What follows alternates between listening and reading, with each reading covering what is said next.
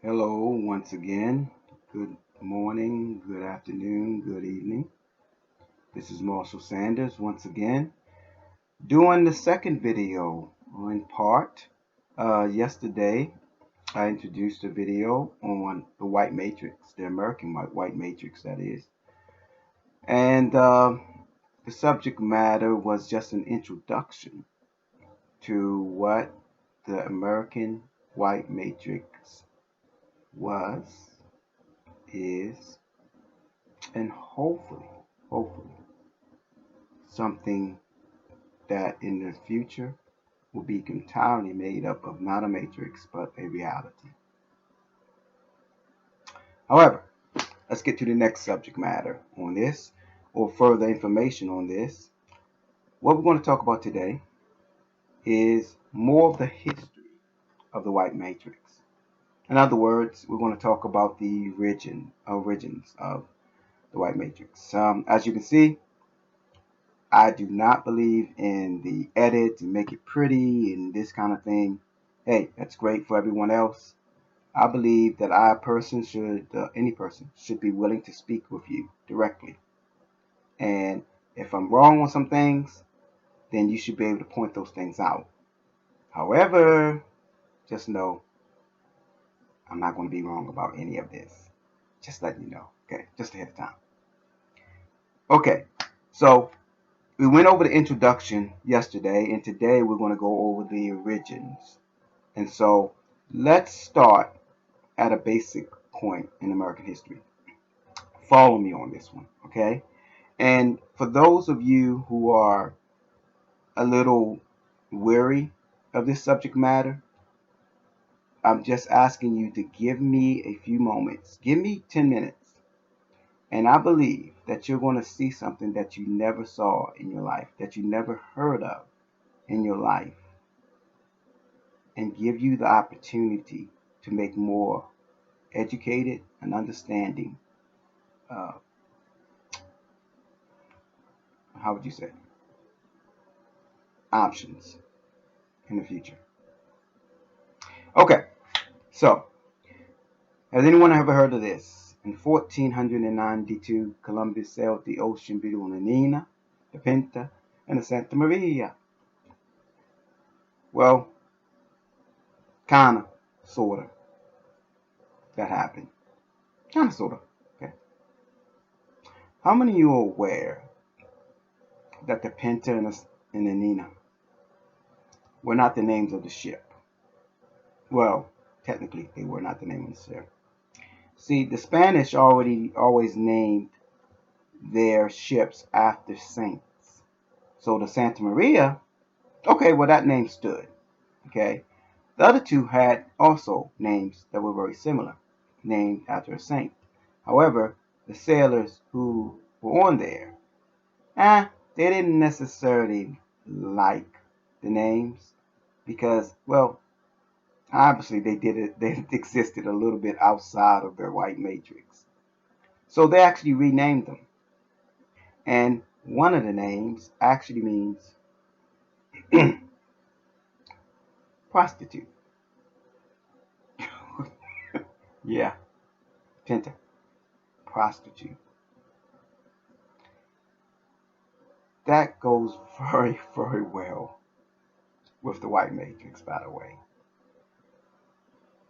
So let's examine a little bit more history on that. When Christopher Columbus sailed in 1492, Christopher Columbus incidentally never reached the mainland of the United States. Yeah. So why do we have a holiday for him? Yeah, figure that one out. Okay. But here's one thing, some things that we do know about Christopher Columbus. Christopher Columbus did reach certain of the islands in the Caribbean. And let's just say that Christopher Columbus is the original person who demonstrated the white matrix on this land, or at least in the islands. So, In the islands, there was a tribe called Tanos. Let me give me a moment. It's called the Tanos. Okay, and Christopher Columbus, when he landed there, the people when Christopher Columbus landed there, uh, they said, "Well, hey, Christopher Columbus, we're a friendly tribe," and they were willing to trade jewelry, animals, and supplies with the sailors. Now, this is from Christopher Columbus' own writings, by the way, his own biography. This is what he himself wrote in his little book. They were very well built, with very handsome bodies and very good faces. They do not carry arms or know them. They should be good servants. Yeah. Yeah. nothing nothing like saying we've arrived by saying, oh yeah, you're really handsome. Oh, you're awesome. And you're really peaceful. You'll make good servants. But that's not all. See if this sounds familiar. Christopher Columbus. The natives were soon forced into slavery and punished with the loss of a limb or death if they did not collect enough gold, a portion of which Columbus was allowed to keep for himself. Between the Europeans' brutal treatment and the infectious diseases, within the decades, the Taino population was decimated, wiped out, genocided, wiped out, genocided. Peaceful people who did not fight back and who actually worked to give them wealth,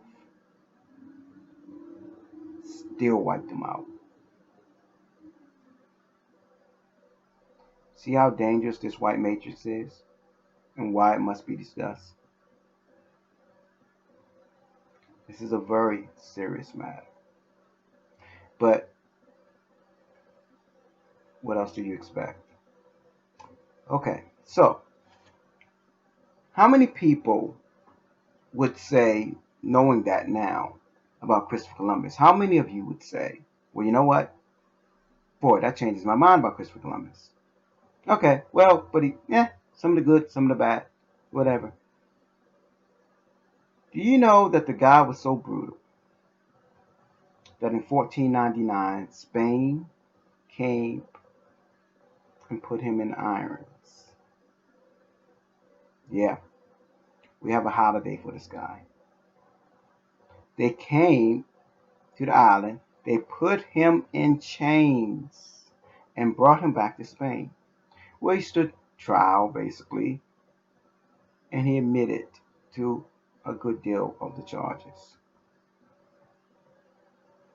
We have a serial rapist or murderer, okay, whatever, and a genocide maniac who enslaved a peaceful people who were willing to trade peacefully. And we have a holiday for him. No, when you say we, did black people vote to get that Columbus holiday? Hmm. See, reality would have you going, that's not a hero. That's not someone we should commiserate. Especially since he never even discovered our land. That's ridiculous. So let's move forward a little into some more other historical aspects that continue this thing. Now, in 1620, you had a people who were being persecuted. These people were white. We call them today the Pilgrims. And by 1620, being pursued and being persecuted to the fullest extent for their Christianity. or certainly their brand of Christianity, they were allowed to actually leave the country and to go into Dutch land, Amsterdam area, and subsequently, not being a little persecuted there also, they decided to take the track across the seas to what is now called America, landing on, of course, the Plymouth Rock, but actually they didn't necessarily land directly on Plymouth Rock. It was some other little aspect area, but okay, let's call it Plymouth Rock. Make it easy for everyone out there. So they land on Plymouth Rock, and these peaceful people actually made peace with the local Native Americans. They exchanged things, and it wasn't so bad. But those pursuers that they were leaving, yeah, the English, they actually came over here also. And they created two different groups, two major parts of the groups. One were the Pilgrims, who had a decent relationship with the people, with the Native Americans. And the other ones were cold, ruthless, who just anything they saw, they just named it as theirs. When you think of titles and names, even today in this country, they're not named predominantly after, well, at least from the 13 colonies standpoint, not the other states. And some of them were also, but let's focus on the 13 colonies at that point. If you think about the 13 colonies, you think about the towns and the counties and such other things, and even the names of the states. And if you notice, all of them are named after British royalty. Yeah, because that is how much egotistical nonsense these people were. They existed in the white matrix, where they could steal, kill, destroy, rape, murder, enslave, and hold their head up high and be called Lord Henry Calvert. Why? Because of the white matrix. A separation from reality, and to exist in this matrix world where whatever they've done or seen or heard or anything else is permissible. Not only permissible, it is hero worthy, superhero worthy. So let's move forward a little bit. So after 1620 and this reaction response between those two, that was a really turbulent time just amongst the whites. Um, Namely, there were still whites who want to enslave what you call whites. They brought children over from England as well as from Ireland and other areas. And the Irish was especially treated more ruthless because of their lack of wealth. Yeah. So I want you to think about this. And so this is why I want people to understand that it's not necessarily a racist thing. How many of you remember the story of William Wallace? Okay, we remember what set him off. If you watch Mel Gibson in his movie, what set him off was these people were so demonic, for lack of a better word, that when a man murdered his wife, before he could consummate the marriage with his wife, the lord or the governor wanted to have sex, basically rape his wife, almost ensuring that the father of his first child and of their first child would be the rapist of their wives. So understand, blacks are not the only victims of these kind of people. We're just the most prominent one in this country. And so that is why I'm going to introduce more of these things, of how this affects black people in this country.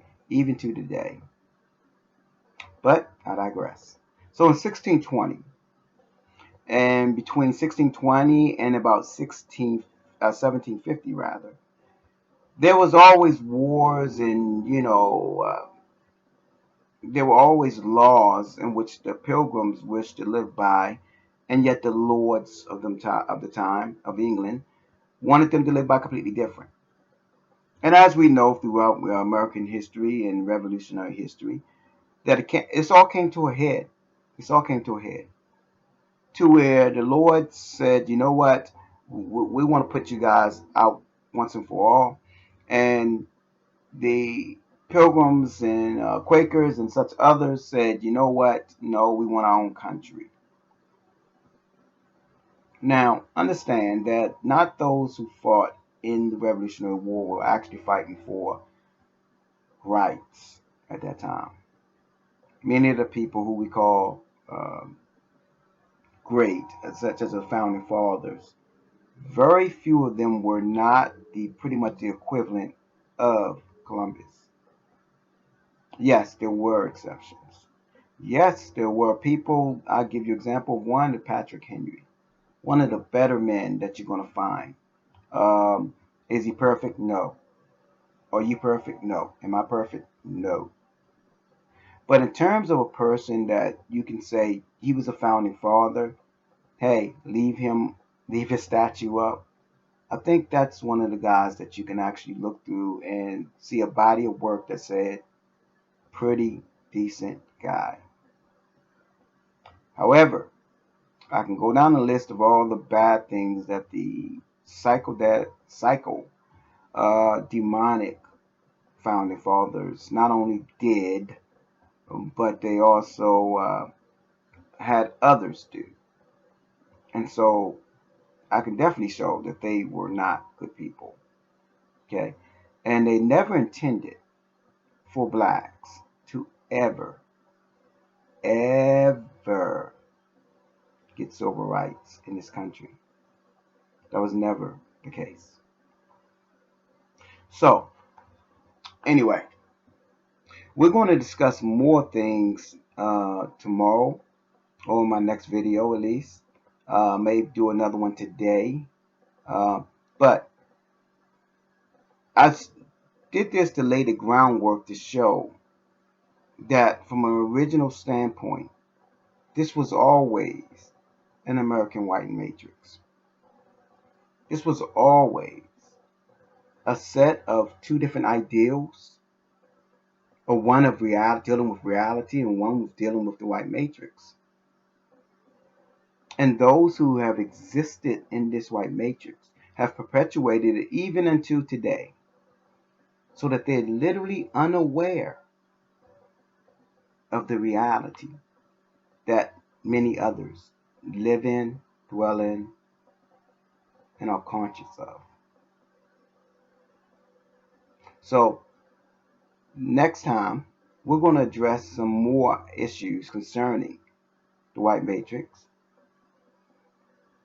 If you have any comments, like, subscribe, comment with anything that you feel in your heart that you should comment on. Any opinions, anything that you would like to hear about and see. Some of them I'm probably going to address, some of the things that you're probably still interested in tomorrow or today. And I will let you know as much as I can about that. Until then, shalom, goodbye, napte buna, paka paka. Everyone have a good day.